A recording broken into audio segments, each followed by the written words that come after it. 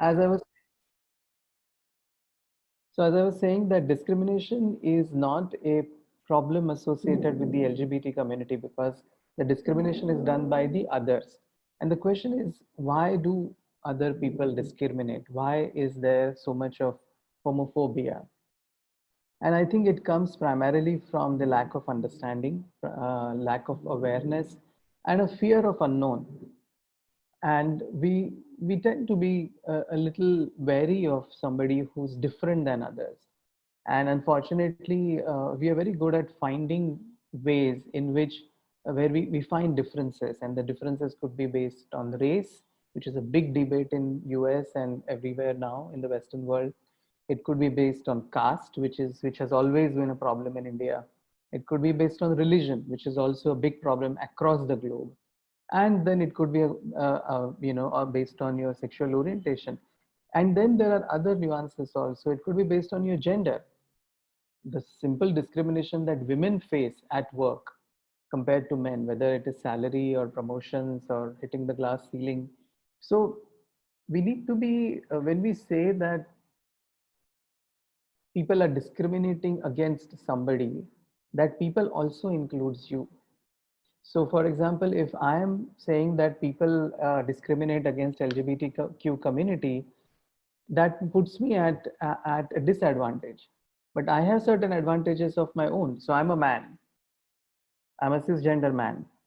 Am I discriminating against women? Am I? I'm a Hindu.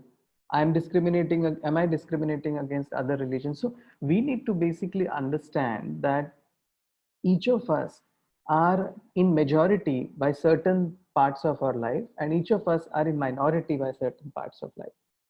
And when you are in majority, do you have the maturity and the open heartedness, that are you able to then say, I'm not going to discriminate? So that's where the discrimination comes from. So it's not a problem created by others. We are a part of that problem, and all of us need to be aware of how are we discriminating against other people, and stop doing that. I think that was very rightly pointed out that discrimination occurs by the majority community towards the minority just because there are differences. And it is our responsibility as an individual to take care of our privileges and be sensitive towards others. Just be a good human being and be sensitive and caring towards others. Um, I would also like you to share your story and your journey.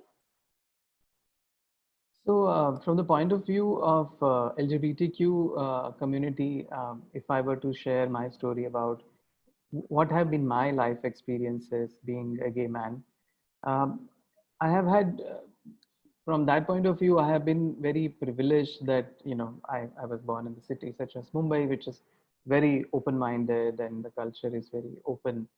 And but it's been difficult at some points, and some points it's been easy. So for example, when I was in school, it wasn't really easy. I was different.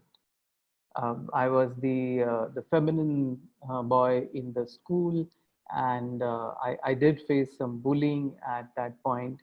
So it was not very easy. What actually helped me at that point was that I was I was the topper in the school. I was clearly the smartest kid in the school. So I was favorite of my school teachers, and that sort of pulled me through the whole thing.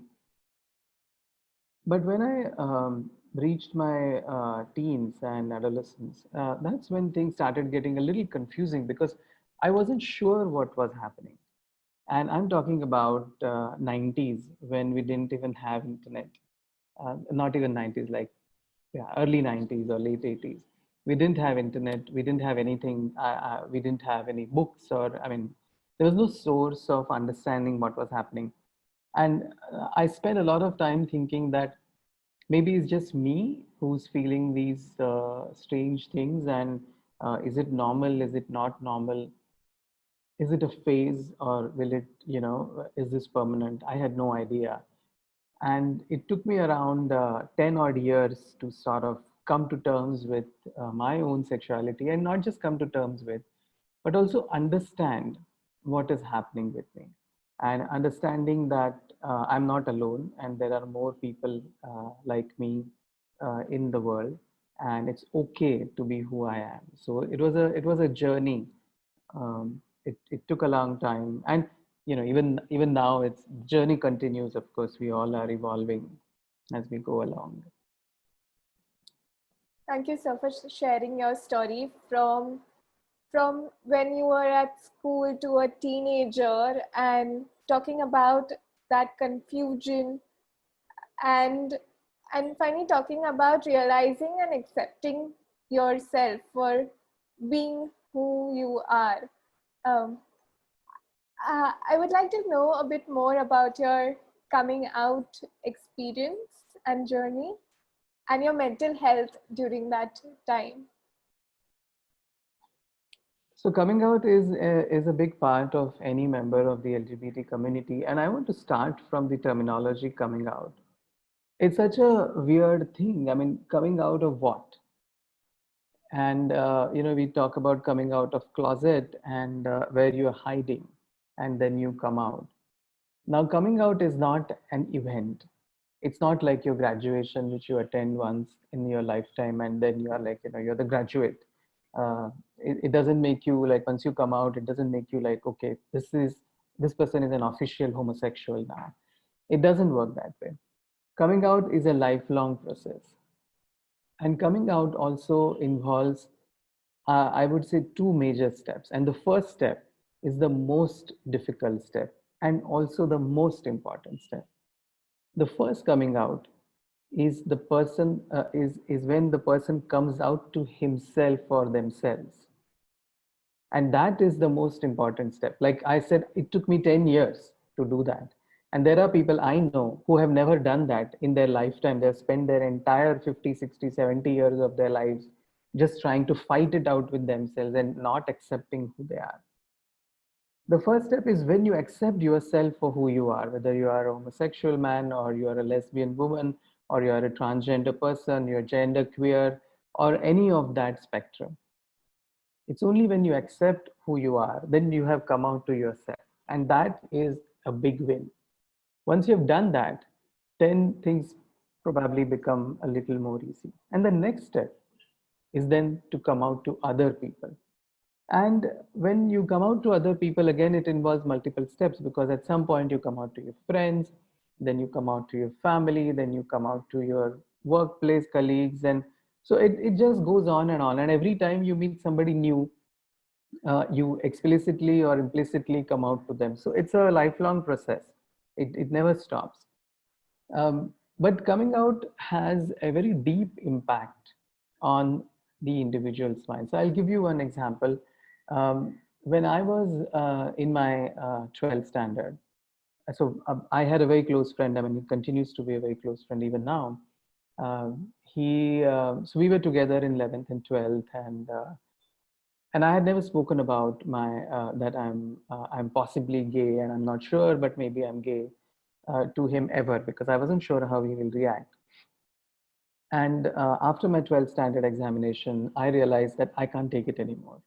I cannot hide and this part of my life from him, because I'm betraying his friendship. We are so close to each other that I cannot hide this from him. So one day I took him out. We sat down, and I told him that I need to tell you something which is very important. So he said, okay. And I said, I think I'm gay. And there was a pause for few seconds, and those few seconds felt like years. I was so scared. And I was like, what, 16 years old, and so was he. And then he said, okay. And I said, what do you mean, okay? So he said, what do you want me to say? So I said, did you understand what I said? So he said, yes, I understood that you are gay and I'm okay. What else do you want me to do? And he said it with a smile on his face. And it was a life-changing event for me, because for the first time in my life, I felt accepted for who I am unconditionally. And I think the confidence that I have now, or the comfort that I have with myself, probably draws a lot of strength from that incident. That somebody whom I deeply care about accepts me for who I am without any conditions attached to it. And that was really wonderful. And then at the other spectrum, sometimes certain incidences can make you feel very uncomfortable. For example, um, when I was, I think, 25 or something, I was finishing my post graduation. By the time I had already met my partner in 2003, and this was 2004 I'm talking about, and my parents started asking about getting married. And then I said, I don't want to get married. And at one point, my mother sort of pushed me really hard to tell me. And then I had to come out to her against my will. And it was a very traumatic experience. And she couldn't handle the information. She went into depression, and it changed everything. It just changed the relationship that I had with my parents. It just changed It changed my life upside down. And it was a deeply, deeply unhappy experience of my life. And looking back now, when see that, and I feel that I wish that had not happened. I wish my mother had not sort of, you know, done or said things that she said. And that's the learning that I had, that your family acceptance, after you come out, is very important. So it just affects you so much. But there's a learning in this, that when many of the attendees today are mental health workers, and many people who are attending would also have friends or family who may be from LGBT community. So the important point I want to make here is, while coming out is important for the individual, and it releases them, as I said, I feel so much lighter. I felt liberated when I came out.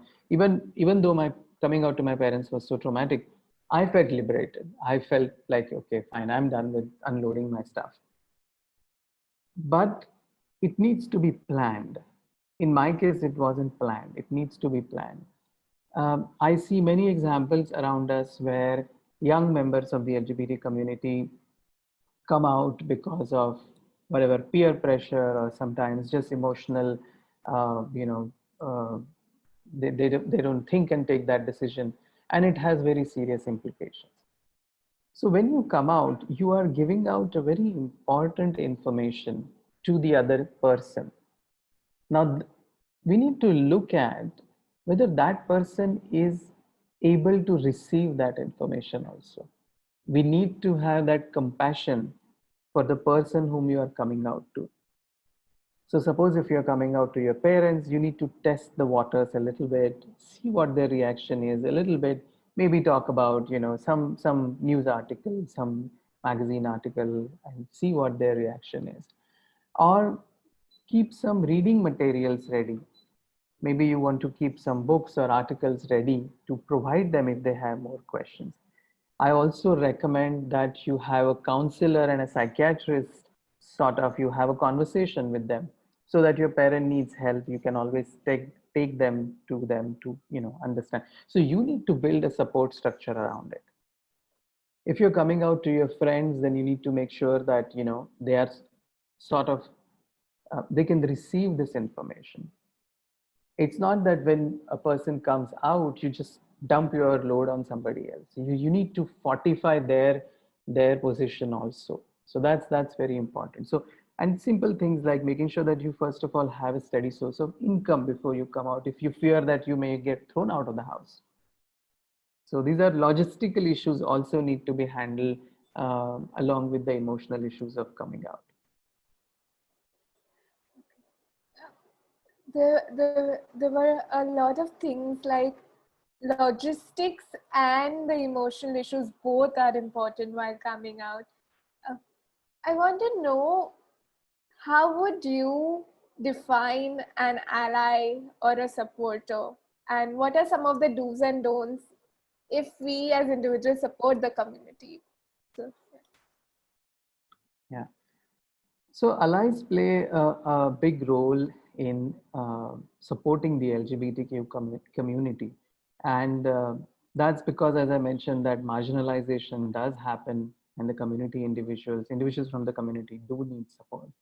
And the allies could be anyone, your family, your friends, your colleagues, your acquaintances, and sometimes even random people who are just kind to you. So my advice to allies is, first of all, when you are being an ally to somebody, just question yourself that are you doing this out of love and compassion, or are you doing this out of pity? It's very common for people to say, हाँ वो तो गे है बेचारा, क्या करेंगे, उसको थोड़ा support देना चाहिए. That's not an ally. That's somebody who pities you. An ally is somebody who says, oh yeah, he's gay, he's my friend, he's also a doctor. That's an ally. An ally is somebody who is accepting you unconditionally. And what do I mean by unconditional is, people will say, yeah, I'm okay if you are gay, but just don't be gay, don't behave like a gay. That's not an ally. That's a conditional acceptance. If you are my friend, then you have to accept me as a whole. So an unconditional acceptance from an ally is important. And there are many things which allies can do. So for example, if you support somebody, then say so. I mean, you know, I get so many messages from different individuals, and every time I hear a supporting message, it just makes me feel nice. It just makes me, my energy goes up. So if you know somebody from the LGBT community and you are an ally, please go ahead, meet them or text them or phone them and tell them that, you know, you are happy to be their friend, you are an ally, and you support them no matter what comes. The second thing I would also say that if you don't do that for whatever reason, if it's like out of character for you to do it, and the second thing that you could do is that if you see somebody getting discriminated, say for example, somebody is getting bullied because they are from the LGBT community, or somebody at workplace is getting discriminated, then speak up. Speak up, stand up for this cause, and face those people who are doing these things and tell them that no, this is not the right way of doing it, and show support to the LGBT community. Turn up at various events that are happening. So for example, today's event, we have so many people who are attending, and many of them are allies, and I really want to thank all of you who have come on this platform, and you are all allies, and the support from all of you is really very, very important for the LGBT community. So these are few things that we could do, but the most important part here is an unconditional acceptance. It can't be conditional, that you can be gay, but you can't do this. That doesn't work.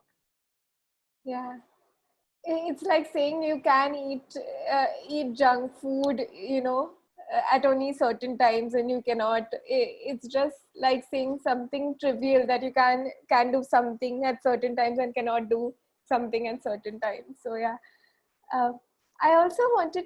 I'm curious to know your message or your opinion about this. That I know of certain people who do not identify themselves as allies, nor do they identify at the opposite end of the spectrum, where they want, homosexuality to be criminalized, commit hate crimes or something. There's somewhere in between. They've not had their minds made up towards acceptance or non-acceptance. So would you like to say something to them, to those audience? So basically, ally is not a box. It's not a box that you tick.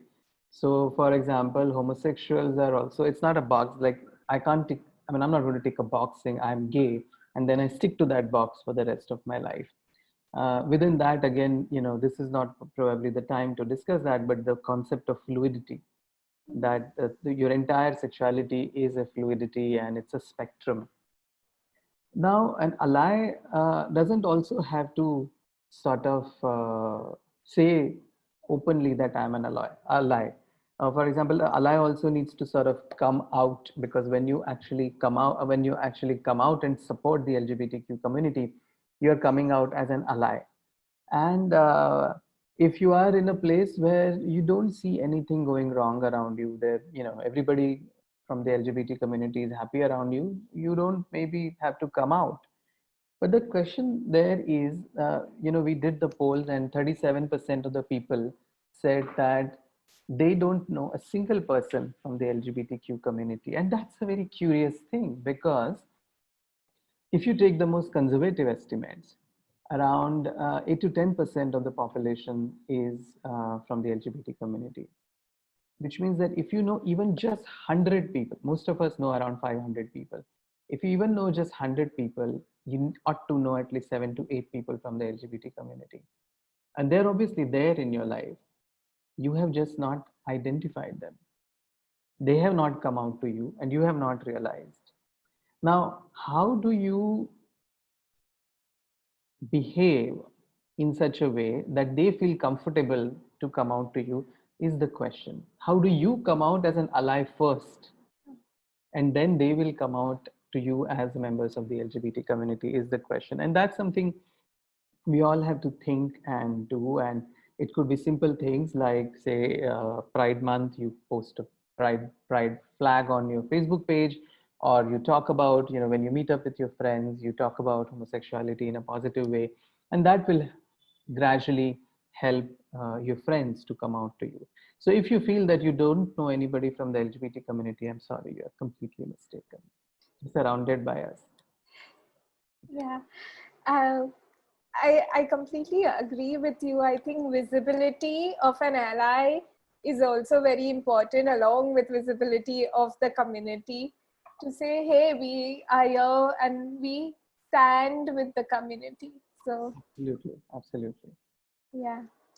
Now I'll hand over to Ayushi for the myth busting session, and she'll explain the audience what we do in this session further. Sure. So before we go ahead with this round, I would like to tell our audience. I think there's a mobile phone ringing in your background.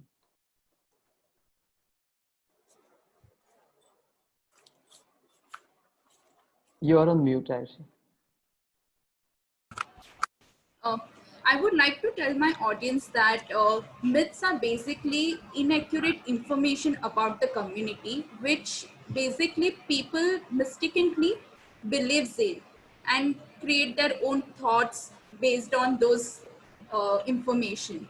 So I will be sharing few myths with the sir. I request you, sir, if you can provide us with some factual information and accurate information about the community, and so that we can bust those myths. So the first myth which I came across is homosexuality spreads like an infection. Homosexual individual spreads AIDS. So, the we need to look at the history for this and why this myth is generated. That is because in the 80s, when HIV virus was detected and AIDS was detected, it it was detected first in homosexual men. So it was actually called as the disease of gay men to start with. And that sort of carried forward that gay men have a higher propensity of having HIV. And it also then sort of got connected to the fact that gay men are more promiscuous. And that is where this myth is coming from. As of today, if you look at the data, this is absolutely not true. First of all, homosexuality is not an infection. You can't pass homosexuality from one person to another. And the homosexual men also are not primarily responsible for spread of HIV. HIV is as a virus is it's very democratic. It doesn't discriminate. like us. Viruses don't discriminate like COVID and HIV. They infect anybody who behaves in a certain way. And that behavior is basically unprotected sex. And it obviously increases with the uh, number of sexual partners that you have. So that's a complete myth that gay men spread HIV primarily. We have another myth which says that LGBTQ it's a choice and children and teenagers do not exist. So homosexuality is definitely not a choice, and this is something which is very disturbing sometimes. That in the best of the time, the allies and even people who support LGBT community would get up on a stage and say, "We really respect your choice." And I'm like, no, it's not a choice. I never chose to be homosexual. I never signed up to be a homosexual. Nobody does. Like, you did not sign up to be heterosexual. If you are a heterosexual, did not, nobody came to you with a form and say, okay, now you want heterosexual or homosexual and sign it. We don't do that. It is not a choice. It is an orientation which is inbuilt, and there are a lot of genetic and hormonal and various theories are there, and we still don't understand the exact cause of homosexuality. It's not a choice by any stretch of imagination. So it's not a choice basically, it's the person who is born with that. Yeah. So it's nothing we get to choose. Yeah, you can't choose, and Choose. that is precisely why you cannot change. You Yeah. cannot change willingly. You cannot say, I chose to be homosexual. Now, by whatever intervention, I'm going to choose to be heterosexual. It doesn't work that way. And that is why conversion therapies don't work. And if you know, recently, the Indian Psychiatric Society and the Psychology Association also came up with a very strong statement condemning conversion therapies for LGBTQ community after the death of that young transgender individual. So there is another myth that most of the people believe that LGBTQ is like a disease which can be cured through psychotherapy, conversion therapy, prayer, magic, that way. So that basically comes back to my answer earlier that it Yes. cannot be changed, it cannot be cured, and anybody who's doing anything of this sort, whether it is conversion therapy, which is based on either psychotherapy, drugs, religion, magic, or whatever, is not only immoral, but I mean, I wish it is not yet illegal, but it is definitely immoral, and it is definitely unscientific. There is absolutely no scientific basis. In fact, we have a lot of studies which prove that homosexuality cannot be the sexual orientation or your gender identity cannot be changed with conversion therapy. We have a lot of data which proves that people who undergo these therapies face severe psychological issues because of the mental trauma that these therapies cause, and it is inhuman to put people through these therapies. And we have a lot of mental health workers on this program today. I wish to urge you to please ensure that not only you don't participate in any of these criminal activities, but if you know somebody who's participating, please speak to them, stop them, or even just talk about it publicly, and make sure that it stops and it doesn't continue. Definitely, even from being a mental health background, I would really wish that we can spread this awareness in a mental health background also to the people who do not belong to mental health professionals. Yeah, absolutely. Because we do see many parents taking their children, like the transgender individual who died of suicide. That person was taken to this religious organization which specializes in conversion therapy by their relatives. And I wonder, why would you do that to your own kin? Why would you make your own kin suffer like this just because the person is not behaving or is not aligned with what you want them to do and has a different orientation or has a different gender identity than you would like them to have. It is inhuman, and such people should really, I wish, introspect on what they're doing to their own people. So there is one more myth which says that being from the community hinders your work ability as any professional, being a doctor, nurse, teacher, uh, or a lawyer, or any other professional. That is complete. That's an absolute myth. But there is some truth to it.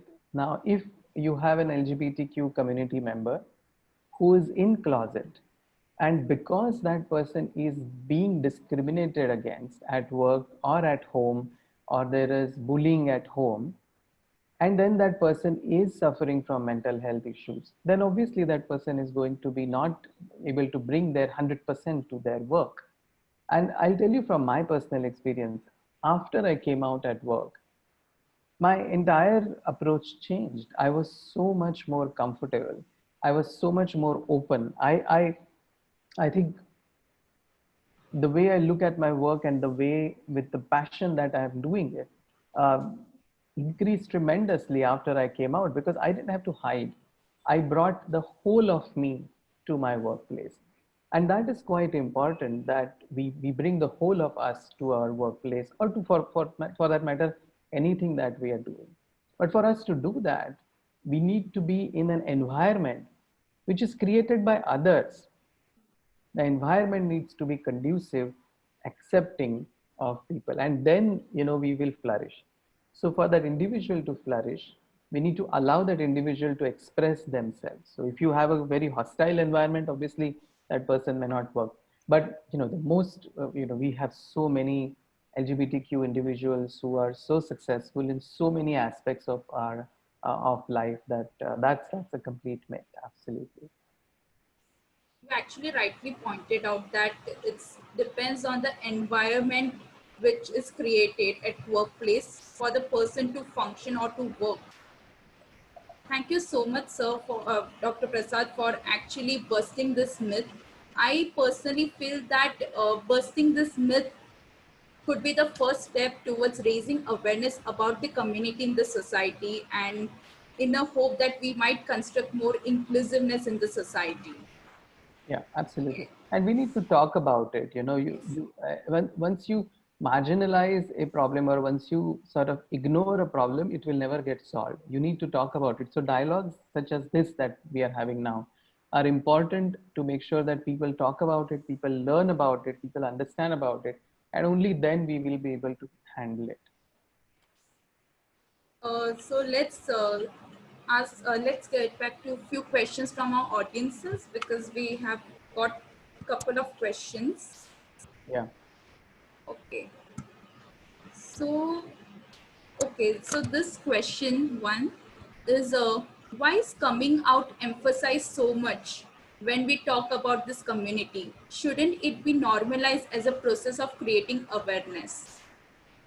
Yes, it should be normalized. I totally agree. But for that, like for example, for a heterosexual individual, the heterosexual individual never has to come out. The person doesn't have to come out and say, "Oh, I am heterosexual. I like women. I'm a man." You don't have to do that. The reason why you don't have to do that, because the society presumes that you are a heterosexual man and you are going to like women and you are going to get married. That's a base assumption. The homosexual man or any other member of the LGBT community has to come out, because everybody is breathing down their neck for being heterosexual, or for being gender conforming. We have to come out because the community is forcing us and suppressing us. To release that pressure, we have to come out. If there was no pressure, then there was no question of coming out. So I dream of a world where nobody has to come out. I dream of a world, and I hope I see that world before I die. But you're right, Aishwarya. Yeah. So there is one question that what does the term queer means? LGBT tell what the term Q means. Q term is not clear to one of our audience. So the LGBTQ, now we call it LGBTQ plus community because uh, the last I counted, there were 52 letters actually to it. So it's a very, very long and it's a very large community. So the Q is generally used as either as queer. Now, if you look at the history of the, I mean, if you look at queer as a word, as an English word, it just means something weird or something different. So in Old English, queer was used as somebody who's like, you know, who's a little different. And it was a derogatory term used for homosexuals. That if somebody said you are queer, that means you're not normal, you are abnormal, you are different. And the LGBT community has embraced that word and normalized it and said, okay, we are queer. And queer word is a sort of an umbrella word, which encompasses the entire LGBTQ plus community. So it's like an umbrella terminology. Queer is somebody who's possibly not conforming to the heterosexual gender conforming community. And also it is used as something called as questioning. Now, I mentioned in passing that our sexuality is fluid, which means that it's not a box that you tick that I'm a lesbian woman or I'm a gay man. There are variations. There is a fluidity involved in that, and people sometimes over a period of their lifetime will move in that spectrum. So questioning is somebody who is questioning their own sexuality. He or she has not made up their mind yet. They're not sure if they are gay or they're bisexual or they're genderqueer. So they have not made their mind. So they're questioning. So these are the two common interpretations of the word Q. We have one more question which says, what could be the solution for not understanding the difference amongst the LGBTQ community? Mhm. So people have generalized few terms, but it becomes it's like people tease them, Yeah, yeah, elders tease them. Yeah. yeah. So again, there is a cultural context to this, and we need to understand.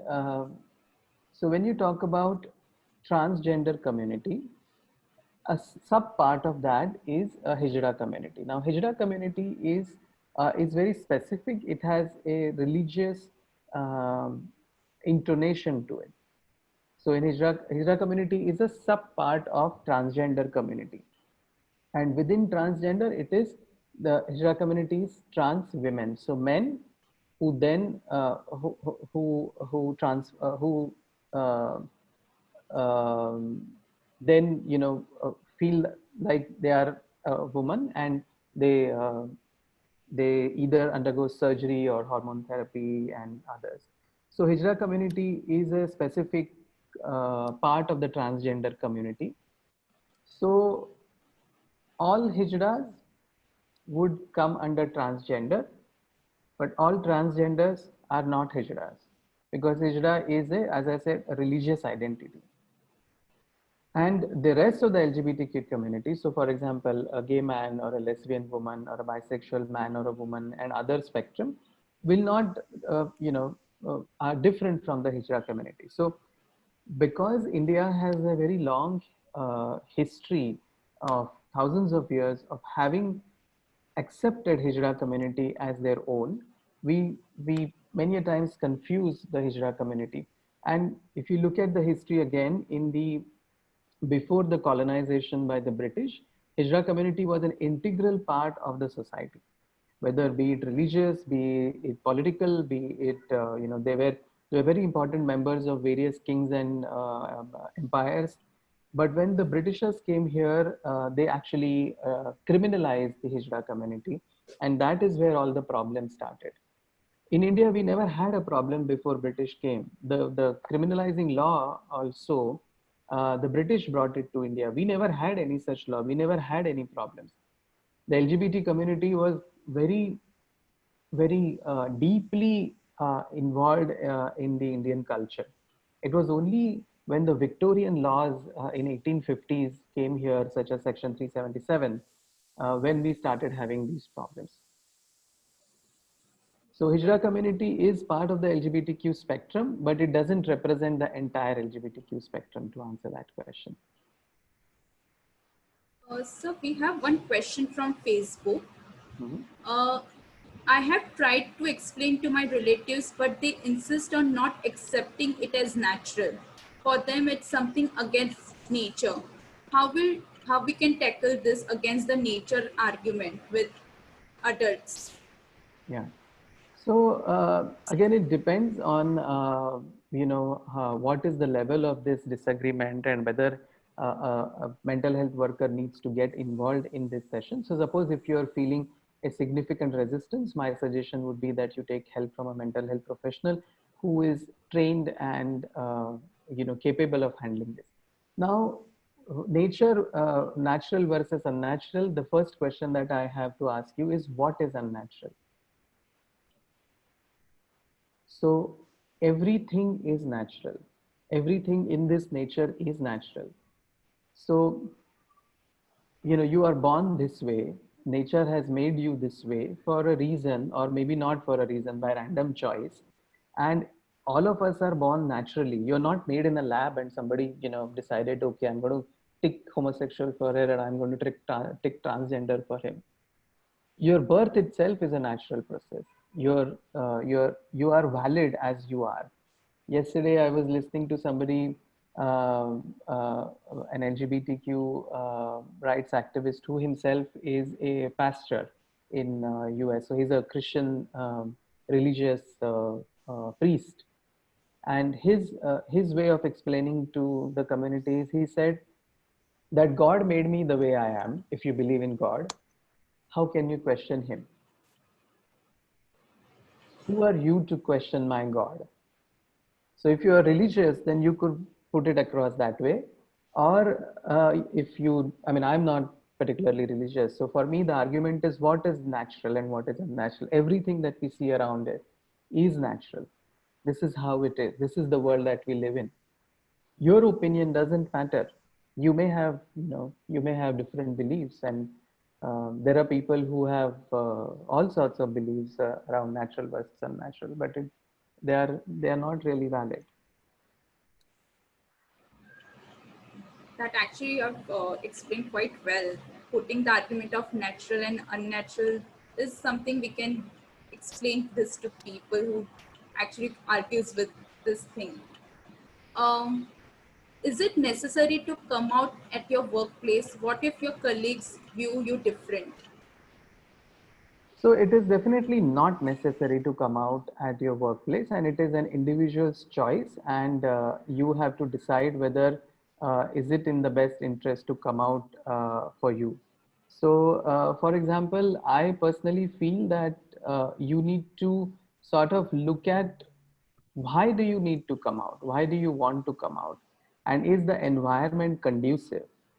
If you feel that your organization is not really very conducive to you coming out, then you may not want to. If you feel that you are feeling quite suffocated because you are not able to come out, and then you will need to test waters. You need to check what is the environment around, because by coming out, if your life in that organization is going to be more difficult, then what is the point of coming out? My suggestion generally is that you first find an ally at workplace. You develop a network of allies around you. They may be your colleagues, your boss, or your subordinates, or whatever. And then gradually you can come out. It is not necessary. So I always say that my gender identity and my sexual orientation is a part of me. It doesn't define me. I'm not a gay man. I'm Prasad. I happen to be gay. I happen to be a partner. I happen to be a doctor. And when I go to work, I bring all these identities to work. And at work, my primary identity is doctor, because that is what I'm doing at that work. So, but obviously, if I have to suppress one of my identity to function, it will be a problem. So you don't have to come out at work. Sometimes I feel that it's nice if you can come out, but come out only if it is going to help. If you feel that it's going to make your life more difficult, then why come out? and find support first and then gradually come out. We need to see the safety and Yeah, then we need to take decision. absolutely. So we have this one question that uh, do you think or suggest that we should talk to our kids about the community? Absolutely. We should talk to them when we are introducing the entire concept of sexuality to them. So now in India, unfortunately, talking about sex and sexuality is a taboo. I don't know what percentage of people actually speak to their teenage children and educate them about these things. But when you are educating, and I suggest that all of us, all of you, I mean, I don't have kids, all of you who have kids should talk to your children, talk to them about not just anatomy and physiology of sex, but also sexuality. And that is the right time to show them your unconditional love. I have some of my friends, and it was so heartwarming, uh, who would tell their children that, you know, we don't care whether you like girls or you like boys or you like both of them. No matter what happens, we are here for you. We are your parents, and we love you unconditionally. So this is the right time in their early teens to speak to them about not just sexuality, but your unconditional love for them. And that is a life-changing experience for those kids. They know that their kids, their parents are there for them no matter what happens. So definitely you should talk to them. We have this one question that does this community exist only in metropolitan cities? Why not these cases come out from rural background? Openness of the society is responsible, or it is society rejection that they hide themselves?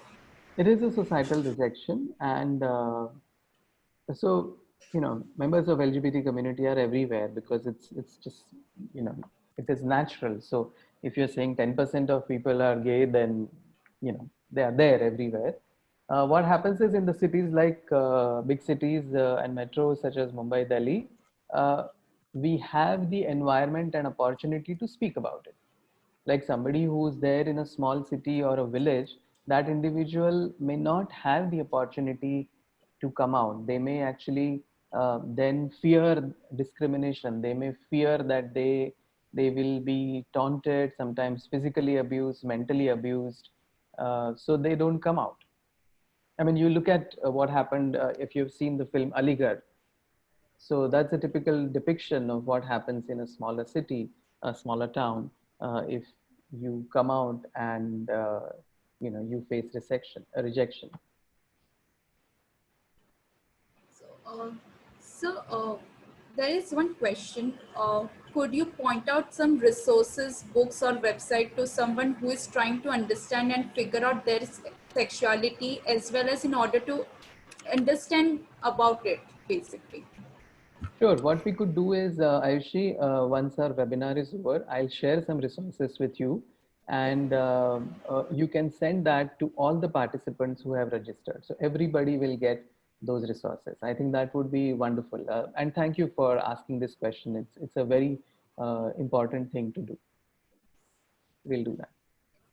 So there are not many participants are from mental health background. So there is one question which says, uh, if you're a LGBTQ, identify yourself within the community. Self-acceptance can be hard sometimes. How could you help them as an ally? So, if you are from the mental health background, I mean, you are a mental health professional. I think one of the important thing that you need to do is, if these individuals approach you, you need to, as I mentioned, first of all, show unconditional acceptance. So, and you need to provide them the support that they need. Emphasize that this is natural. What they are going through is natural, and their struggles are real. Don't invalidate their experience. So suppose somebody comes to you and says, I'm feeling very confused and I don't know what to do and I'm feeling very worried and I'm feeling scared. Don't tell them that, oh, don't worry, everything will be fine. That is invalidation. hear them out, understand their concerns, ask them what can you do for helping them, rather than deciding what you can do. Ask them what can you do. If they need counseling, help them with counseling if you're a counselor. If you feel that the individual is depressed and needs medications, refer them to a psychiatrist. If you feel that the person would benefit from a coach, then refer them to a coach. So we'll take last two couple of questions now. So, Yeah, so one question from the Facebook. Has things changed for the LGBTQ community after the Section 377 was scrapped from the Supreme Court? yeah. So after 377 is gone, definitely there is a lot of change. So before that, we were living in fear. Even I mean, I live with my partner, and we live together for many years now.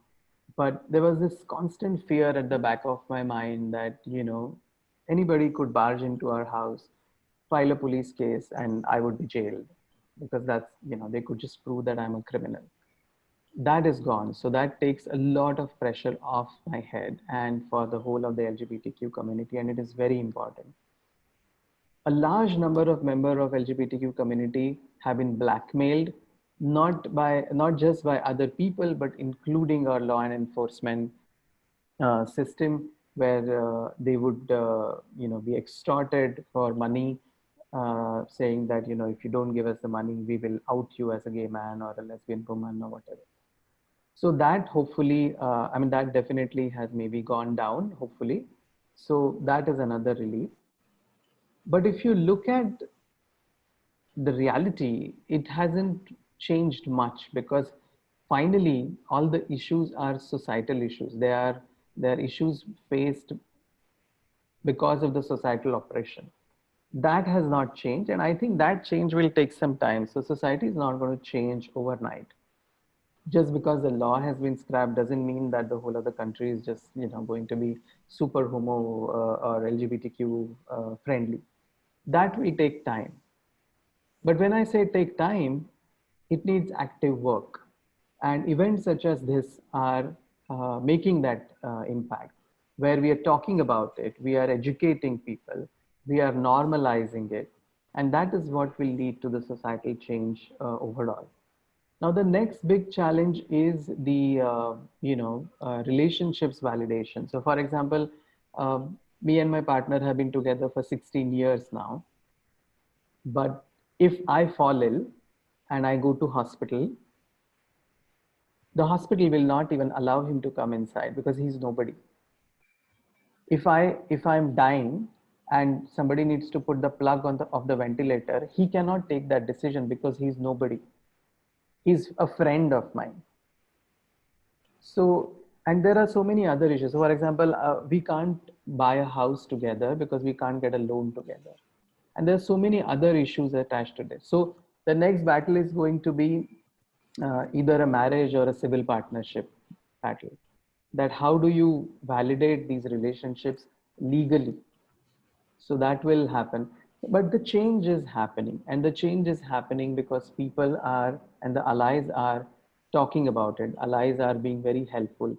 After 377 got scrapped, another major thing that happened is a large number of organizations across the country, and especially the organizations which are, global organizations, then started supporting their LGBTQ community members by various means.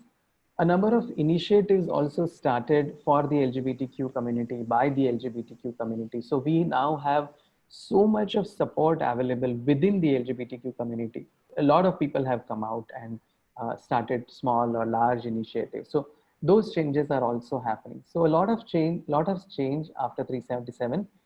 But as my co-founder Ashok says, Ashok Rao Kavi for Seenager says that most people feel that the battle has ended, but the reality is the battle has just begun.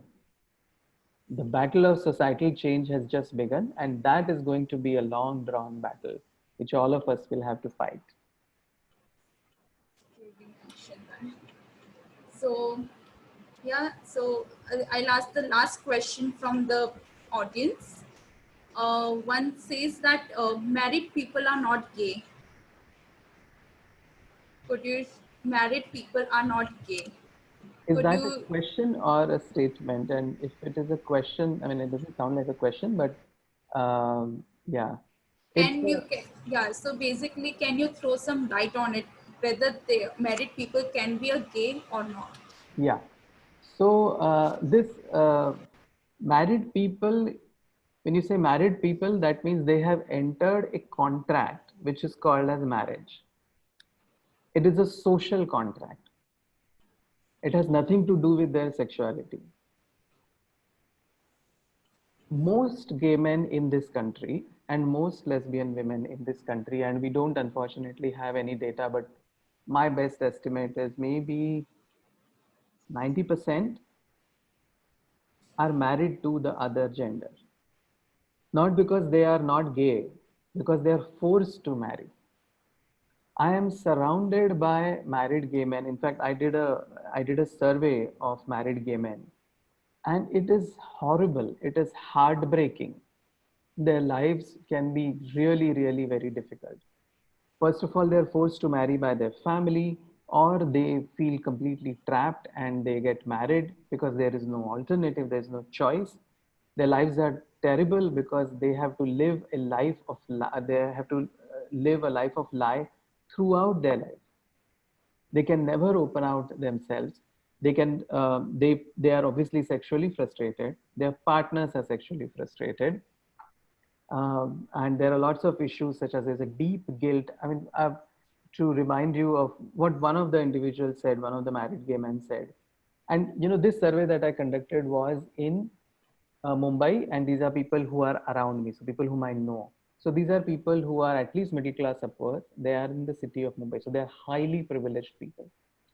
I don't know what is happening in the rest of India, in the rural parts, or in socioeconomically not so privileged sections. Life will be very difficult. So this individual, when I asked him, "Do you feel guilty sometimes?" So he said, "Prasad, no, I don't feel guilty. It is not guilt. It is an ocean of guilt. I feel guilty for cheating myself to get married. I feel guilty towards my wife because I'm cheating her. I feel guilty when I have sex with some other man because I'm cheating on my mother. I feel guilty looking at my parents because I'm cheating them and not telling them what's happening in my life. I feel guilty looking at my children and I feel scared.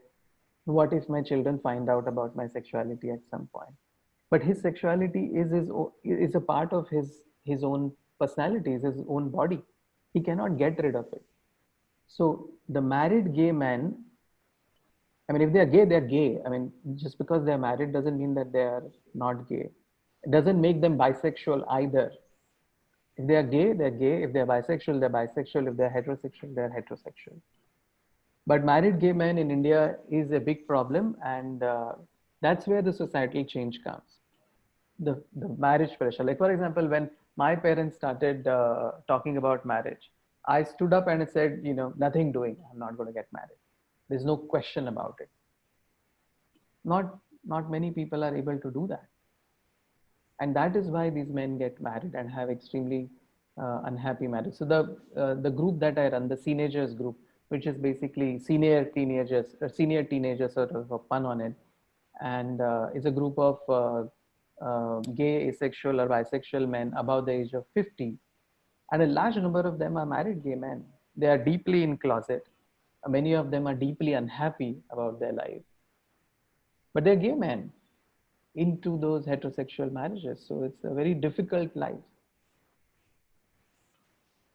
So thank you so much, Dr. Prasad, for being a wonderful speaker today and sharing your story, clarifying our misconception about the community, and also responding to our audience questions. We have plenty more, but we need to wrap this up. Yeah. So, Just before yes, we wrap up, I can see a couple of them have asked for my contact details. I'm just going to put my email address in the chat box yes, for them to get in touch with me. And the other thing we could do is, I can see there are a lot of other questions also. We could copy these questions and we could answer them on the Facebook link that you have, Yes. so that if you're not able to answer those questions now, we will answer them on Facebook. So if your question is not answered, maybe you could just go to Facebook tomorrow and see the same chat, and we would definitely answer those queries. Thank Thank you you. so much. Yeah, yeah.